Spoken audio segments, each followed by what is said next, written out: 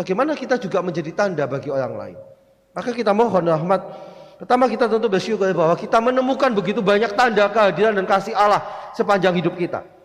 Tapi kita dalam rasa syukur itu justru kita mohon Tuhan, jadikanlah aku tanda kehadiran dan kasih-Mu bagi sesamaku. Jadikanlah aku tanda yang membawa banyak orang mengalami perjumpaan dengan Engkau yang begitu mencintai dan mau hadir dalam hidup kami ini. Amin. Dalam nama Bapa dan Putra dan Roh Kudus. Amin. Tuhan bersamamu. Bapak Ibu para saudara sekalian yang terkasih, selamat pagi. Perayaan Ekaristi adalah tanda cinta Allah kepada kita manusia. Karena dalam Ekaristi itulah kita menyambut tubuh dan darah Kristus yang diserahkannya demi cinta keselamatan bagi manusia. Marilah kita awali perayaan kita ini dengan menyesali dosa kita. Kita mohon belas kasih pengampunan Tuhan supaya kita layak di hadapannya. Marilah kita berdoa. Allah Bapa Maha Baik, Engkau membuka pintu kerajaan surga bagi mereka yang dilahirkan kembali dari air dan Roh Kudus. Semoga setelah Kau sucikan dari segala dosa, para hamba-Mu semakin berkembang dalam segala rahmat dan tidak kekurangan sesuatu pun dari kemurahan-Mu. Dengan perantaraan Yesus Kristus Putra-Mu Tuhan kami, yang bersama di Kau dalam persatuan Roh Kudus, hidup dan berkuasa Allah sepanjang segala masa. Pembacaan dari Kisah Para Rasul. Di hadapan sidang Mahkamah Agama Yahudi, Stefanus berkata kepada imam besar, para penatua, dan ahli Taurat, "Hai orang-orang yang keras kepala, yang tidak bersunat hati dan telinga, kamu selalu menentang Roh Kudus. Sama seperti nenek moyangmu, demikian juga kamu. Siapakah dari nabi-nabi yang tidak dianiaya oleh nenek moyangmu? Bahkan mereka membunuh orang-orang yang telah menubuatkan kedatangan orang benar, yang sekarang telah kamu khianati dan kamu bunuh. Kita telah menerima hukum Taurat yang disampaikan oleh malaikat-malaikat, tetapi kamu tidak menurutinya." Mendengar semuanya itu, para anggota Mahkamah Agung sangat tertusuk hatinya. Maka mereka menyambutnya dengan gertakan gigi. Tetapi Stefanus yang penuh dengan Roh Kudus menatap ke langit. Ia melihat kemuliaan Allah, dan Yesus berdiri di sebelah kanan Allah. Maka katanya, "Sungguh aku melihat langit terbuka dengan Anak Manusia berdiri di sebelah kanan Allah." Maka berteriak-teriaklah mereka, dan sambil menutup telinga serentak menyerbu Dia. Mereka menyeret Stefanus keluar kota, lalu melemparinya dengan batu. Dan saksi-saksi meletakkan jubah mereka di depan kaki seorang muda yang bernama Saulus. Sementara dilempari batu, Stefanus berdoa, "Ya Tuhan Yesus, terimalah rohku." Sambil berlutut, Stefanus berseru dengan suara nyaring, "Tuhan, janganlah tanggungkan dosa ini kepada mereka." Dan dengan perkataan itu, meninggallah Stefanus. Saulus juga setuju bahwa Stefanus mati dibunuh. Demikianlah sabda Tuhan. "Ke dalam tangan-Mu, Tuhan, kuserahkan nyawaku. Ke dalam tangan-Mu, Tuhan, kuserahkan nyawaku. Jadilah bagiku gunung batu tempat berlindung, dan kubu pertahanan untuk menyelamatkan daku. Sebab Engkaulah bukit batu dan pertahananku oleh karena nama-Mu. Engkau akan menuntun dan membimbing aku. Ke dalam tangan-Mu Tuhan kuserahkan nyawaku. Ke dalam tangan-Mu kuserahkan nyawaku. Sudilah membebaskan daku, ya Tuhan Allah yang setia.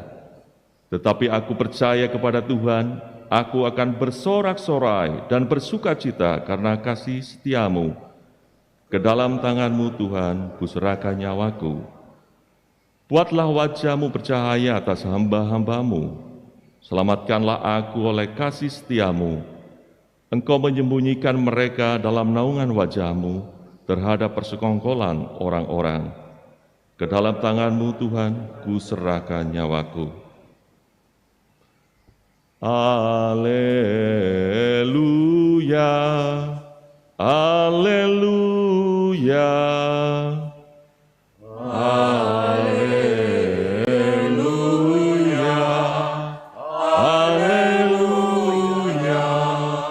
Akulah roti hidup, sabda Tuhan. Barang siapa datang kepadaku, ia tidak akan lapar lagi. Haleluya,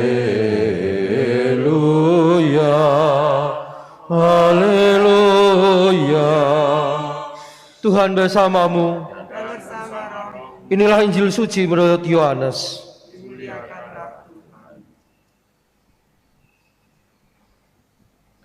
Di rumah ibadat di Kapernaum, orang banyak berkata kepada Yesus, "Tanda apakah yang kau perbuat supaya kami dapat melihatnya dan percaya kepadamu? Pekerjaan apakah yang engkau lakukan? Nenek moyang kami telah makan mana di padang gurun, seperti ada tertulis, mereka diberinya makan roti dari surga." Maka kata Yesus kepada mereka, "Aku berkata kepadamu, sesungguhnya bukan Musa yang memberi kamu roti dari surga, melainkan Bapa-Kulah yang memberi kamu roti yang benar dari surga. Karena roti yang dari Allah ialah roti yang turun dari surga dan yang memberi hidup kepada dunia." Maka kata mereka kepada Yesus, "Tuhan, berikanlah kami roti itu senantiasa." Kata Yesus kepada mereka, "Akulah roti hidup. Barang siapa datang kepadaku, ia tidak akan lapar lagi. Dan barang siapa percaya kepadaku, ia tidak akan haus lagi." Demikianlah Injil Tuhan. Bacaan hari ini tentu kita sudah hafal. Bagaimana banyak orang meminta tanda kepada Tuhan. Kita pun dalam hidup kita ini sebetulnya tanpa sadar bisa jadi seringkali melakukan hal yang sama, minta tanda. Saya akan mengimani kalau saya mendapat tanda. Saudara sekalian yang terkasih, kita tahu tanda itu diberikan setiap saat. Seluruh hidup kita, sepanjang hidup kita, itu adalah tanda bahwa Allah ada dan Allah mengasihi kita. Maka kalau kita menuntut tanda, pertama-tama ya lihatlah pada diri kita masing-masing. Perjalanan hidup kita, itulah tanda yang diberikan. Lalu yang kedua tentu kita mestinya tidak terbalik. Kita menuntut tanda supaya kita makin beriman. Itu kebalik. Tanda yang diberikan Allah sepanjang hidup kita itu akan menjadi semakin kelihatan, akan menjadi semakin jelas kalau kita beriman. Jadi kebalik kalau menuntut tandanya, nanti saya akan makin beriman, makin jelas tandanya saya makin beriman. Enggak, makin berimanlah, maka tanda itu akan menjadi semakin jelas.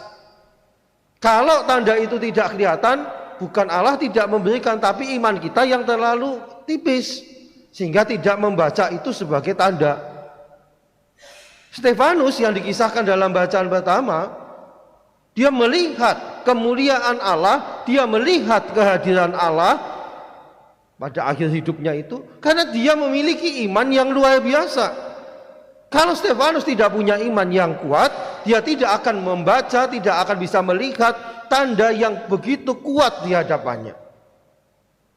Itu soal tanda yang seringkali kita minta.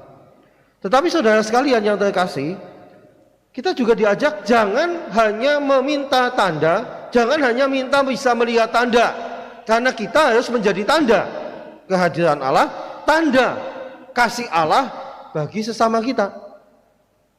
Jadi seluruh hidup kita bukan sekedar menjadi tanda Allah yang mengasihi kita, tapi bagaimana seluruh hidup kita juga menjadi tanda bagi orang lain bahwa Allah itu hadir, bahwa Allah itu mencintai mereka.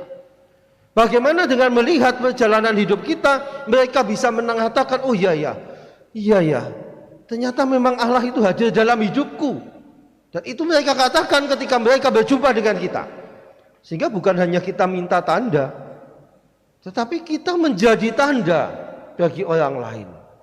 Sama seperti orang Majus melihat tanda di langit dengan bintang, bagaimana kita bisa menjadi bintang yang akhirnya membuat orang lain melihat dan bisa menemukan Yesus, menemukan Allah Sang Penyelamat di dalam kehidupan mereka.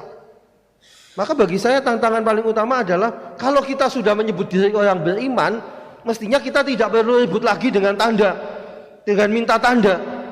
Karena dengan iman kita semakin menemukan tanda, semakin melihat tanda itu dengan jelas. Tinggal justru perjuangannya bagi orang beriman adalah bagaimana aku menjadi tanda bagi orang lain. Bagi orang yang belum beriman, bisa jadi mereka akan menuntut tanda. Tapi kita ini orang beriman loh, yang katanya yakin percaya kepada Yesus. Mestinya soal minta tanda itu sudah beres lebih dulu. Lalu sekarang tinggal bagaimana kita menjadi tanda kehadiran dan kasih Allah bagi orang lain di dalam hidup kita ini. Maka mari Bapak Ibu, para saudara sekalian yang terkasih, dalam perayaan Ekaristi ini kita mohon supaya kita juga seperti Stefanus yang tadi sampai mati sebagai martir yang pertama, karena kemartirannya ini menjadi tanda kehadiran Allah, tanda kasih Allah, tanda iman yang bisa dibaca, yang bisa dengan mudah dilihat oleh orang lain. Bagaimana kita juga menjadi tanda bagi orang lain. Maka kita mohon rahmat. Pertama kita tentu bersyukur bahwa kita menemukan begitu banyak tanda kehadiran dan kasih Allah sepanjang hidup kita. Tapi kita dalam rasa syukur itu justru kita mohon Tuhan, jadikanlah aku tanda kehadiran dan kasih-Mu bagi sesamaku. Jadikanlah aku tanda yang membawa banyak orang mengalami perjumpaan dengan Engkau yang begitu mencintai dan mau hadir dalam hidup kami ini. Amin. Marilah kita berdoa. Allah Bapa Maha Mulia, Engkau telah memperbarui umat-Mu dengan misteri-misteri surgawi. Pandanglah umat-Mu dengan penuh kasih. Semoga dengan tubuhnya yang fana ini, mereka Kau mampukan untuk mencapai kemuliaan kebangkitan yang abadi dengan perantaraan Kristus Tuhan kami. Tuhan bersamamu. Kita sekalian, keluarga kita dan semua yang berkehendak baik, senantiasa dibimbing, dilindungi, diberkati Allah yang Maha Kuasa, Bapa dan Putra dan Roh Kudus. Amin. Demikian perayaan syukur kita sudah selesai. Haleluya, haleluya. Syukur kepada Allah. Haleluya, haleluya. Pergilah, kita semua diutus.